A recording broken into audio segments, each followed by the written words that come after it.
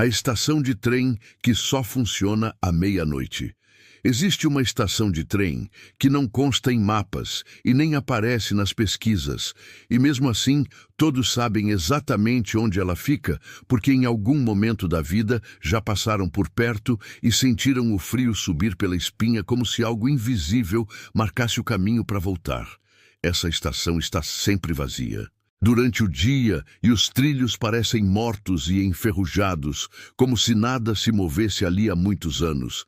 Mas quando a meia-noite toca o chão, treme de leve, como um coração que volta a bater contra a própria vontade, e de longe um assobio metálico corta o silêncio, como o aviso de que o inevitável está chegando e ninguém pode impedir. Os poucos que já estiveram perto à meia-noite relatam que as lâmpadas queimadas acendem sem nenhuma explicação. Uma luz pálida que machuca a visão e não aquece nada ao redor, e o ar se torna pesado como se estivesse cheio de poeira de túmulos antigos, e quem respira sente o gosto do esquecimento na boca. Então o trem para diante da plataforma, silencioso demais, como um corpo estendido antes do último suspiro, e suas portas se abrem devagar, rangendo como dentes velhos de alguém que se levanta mesmo após morrer. Dentro dele, não há passageiros vivos, apenas sombras sentadas em fileiras perfeitas, como se esperassem o guia para a próxima viagem, e essas sombras às vezes viram a cabeça para quem observa, e mesmo sem rosto, é possível sentir o olhar perfurar a pele e arrancar memórias que a pessoa não gostaria de lembrar. Dizem que o trem vem do outro lado do que os humanos conhecem.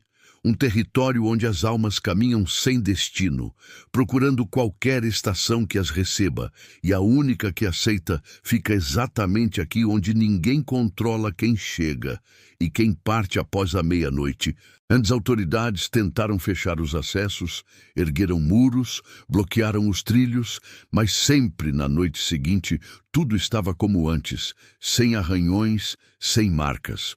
Como se o tempo apagasse qualquer tentativa de romper o que aquela estação representa, e a cada nova tentativa, alguém desaparecia. Talvez um trabalhador, talvez um curioso, talvez quem ousasse contar a verdade, e quando desapareciam, o trem chegava ainda mais lotado, como se estivesse sendo alimentado pela própria resistência da cidade. Há relatos de que quem se aproxima demais da plataforma sente alguém tocar seu ombro, mas quando vira, não há ninguém, e mesmo assim, o toque permanece queimando e marcando como uma passagem já carimbada, e se por acaso o relógio marcar meia-noite, enquanto ainda estiver ali, uma voz que não vem de lugar algum, sussurra apenas: embarque.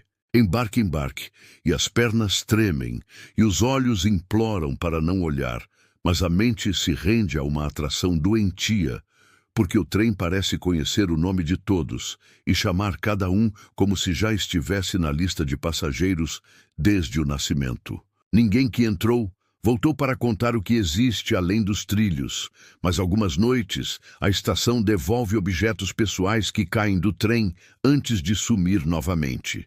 Alianças que nunca foram retiradas, relógios parados, exatamente na hora da morte, fotografias de pessoas que ninguém reconhece, documentos que pertencem a quem ainda está vivo, o que só pode significar que o destino está decidido antes de qualquer convite, e que o trem não carrega apenas mortos, talvez também leve um pedaço daqueles que ainda respiram, esperando a hora de partir.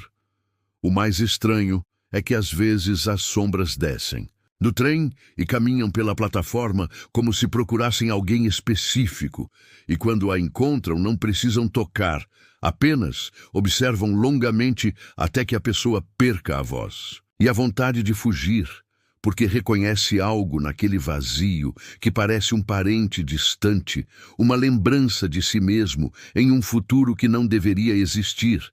E então as sombras recuam e voltam para dentro, como quem diz: não, agora ainda não, mas você virá. Alguns afirmam que existem nomes sussurrados nas rodas do trem, enquanto ele se aproxima, nomes ditos com dor, como se fossem lidos de lápides, antes de serem virados para a eternidade.